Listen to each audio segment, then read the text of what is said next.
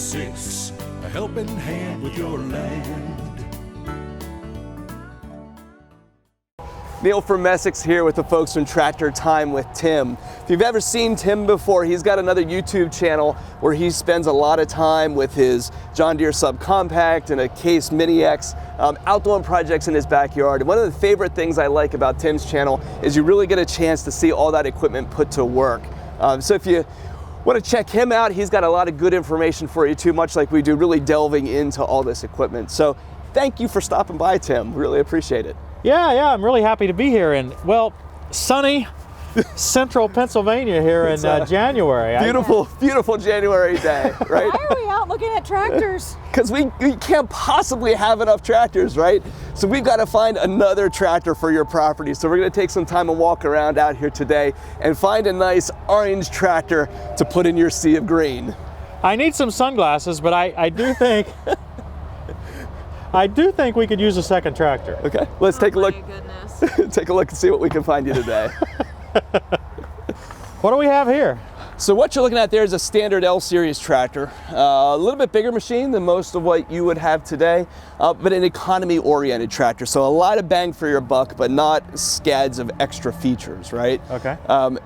If I'm going to put a tractor into a customer, usually the way this conversation starts is by asking, what are you doing? What are you looking to improve? What do your current machines not do well enough for you? Well, in our situation, the subcompact tractor is probably best for 80% of what we do. Yeah. The other 20%, we still love the size of the subcompact, but it just doesn't have quite enough oomph. Okay. So we need something more powerful. Well, I tell you what we need. We need 70 horsepower in the size of a BX. I think we would all like to see that in some way, right? Partly just because it'd be humorous. Yeah. But you are absolutely right in that there is a need for a high hydraulic capacity small tractor. That's something we've actually been asking for. There are some ways that you could do a little bit of that by putting, say, a power pack on the back of a machine and driving that hydraulics from your PTO, but not a great solution for it today.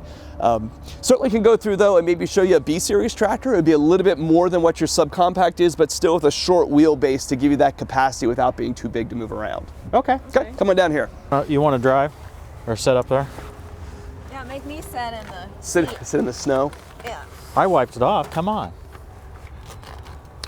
This one's mine.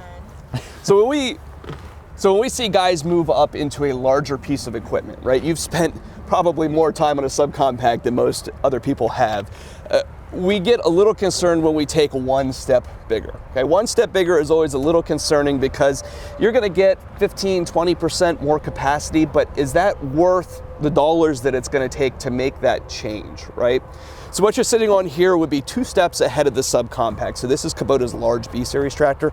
This comes in at 26 horsepower, is also offered in a 33 as well. You'll find 26 horsepower tractors being super popular across the industry because it slips underneath the point where additional emissions equipment is required. So that's part of what makes this really popular. Now the 33, is it the same physical size? Same physical size, it's just going to have an engine with a diesel particulate filter on it because of the emissions requirements at that point. How Okay. much higher loader Lift height? Lift height. lift height does Yep. it have? Probably a solid 2 feet more than what Oh your my current goodness. tractor does. That Yep. would help. Because of the longer booms of the loader and the larger tires on the tractor, you're going to get a lot more lift height. But you notice too, the wheelbase of the tractor isn't dramatically longer, so it's still a fairly maneuverable machine. You can really get around those tight corners and that kind of stuff fairly well. Okay. Okay, now this guy's offered with a cab, right? Offered with a cab, has heat and air conditioning and everything on it. It is the smallest machine it's really offered with a factory cab, right? You know you can put cabs onto just about anything, but the quality and the noise reduction and stuff that you get from a factory cab is vastly better than an add-on. He's pointing off to one down in the distance, Christy. It looks quite attractive. Yeah, it's Especially today. Today sounds awesome. Let's go see the one that can give you some heat. Okay. Now you're going to see why I don't want a cab right now. Now you can't talk. Yeah, that's right. Our whole channel is about interaction, Yeah. right? Even when I'm on the tractor, we yell at each other and Yeah. There's times I don't want to hear you. Right. Maybe that's a plus, I don't know. maybe a cab's not so bad. That's good. For me, it'd be great. You have to listen till you. Listen to him, you talk all day long? Yeah. So definitely, I mean, you guys are always outside together and you're trying to shoot videos and that kind of stuff, right? So the cab definitely gets in the way of that unless you just need a little bit of marital space every once in a while, which everybody understands, right?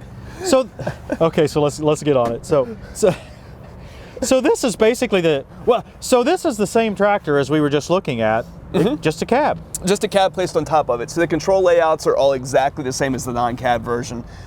Just is going to have that enclosure on there. You'll notice if you flip up the rubber mat and stuff underneath the floor that there's some thick pieces of insulation to keep the noise out of the floor pan and that kind of stuff. Closed off completely underneath the seat to try to keep out the dust and that kind of stuff. Cloth headliner up there in the top, a place to have a radio so you can listen to your tunes. But yeah, a really nice way to seal off the elements. This is one of the smallest tractors made right now that has a factory cab on it. So we really like the factory cabs for that. There are definitely some great aftermarket options out there too, and I'd say the aftermarkets have been improving. Some of the products from Curtis that we're seeing lately are definitely taking leaps and bounds forward, but we lean primarily on the factory cabs for the air conditioning and that kind of stuff that you can get. Yeah. Well, what if this tractor's not quite big enough? I'm not sure if it's big enough. We can always go bigger. Let's keep moving. This looks a little bit bigger. Yeah, there's a lot of farming out in Indiana, isn't there, Tim? You think of all the new content you could get into if you got yourself a farm tractor. Yeah, we actually have some farmland. I'm working on him. I know you are. Stop it. You know, we actually have some farmland. We probably could use one of these to use. So when you start to get up into big farm tractors like this and you move out of compacts, these are completely different machines than what the smaller ones are. So you're leaving the comfort of hydrostatic transmissions and you're getting into gear drive stuff and power shifts that are really made to put that power to the ground. Cool equipment, that's for sure, but maybe a little bit more than you need around the house. Yeah, I don't think the neighborhood folks that we do business with would approve of this in their yard. One more question, does it come with a mid-mount mower? I like the looks of this. So I think you've been in one of these before, haven't you? I have. Well, Okay. not a 60. Not a 60? Not quite Yep. this big. So- Well, actually, is this the same frame size as the 47? This is a slightly smaller. There's about a 4-inch difference or so in the size of this to the 47. This is a category 2 rear end, so it's a little bit larger machine, a little bit more beef in the back, but is going to have a nice cab just like that B-Series tractor did, but really is going to feature Kubota's HST Plus transmission that we were just talking about. A lot of features that make it a very easy tractor for a novice operator to get onto very quickly. I like the transmission. We've got a regular 3-speed transmission, but we have a twist. We have another 2-speed Yes. that you can either shift on the go, or it'll shift automatically in certain It'll situations. shift automatically, and like you said, shift on the go. So most of your 3-range low, medium, highs, like you got to stop the tractor, pull the lever. This one can shift on the fly while you're moving. So if you want just that little extra bump of speed, you just tap the lever up. Or if you don't want to mess with it at all, you just turn the computer on and it'll shift everything for you. Hey, Christy? I'll think about it. Be a nice addition. Yeah. I kind of like the size of this one. It's not overwhelmingly large, but Did you hear that? that wasn't a total complete yes from the finance Okay. committee. Okay. It was I'll think about it. Here, let me see. So did I sell you on an orange tractor today?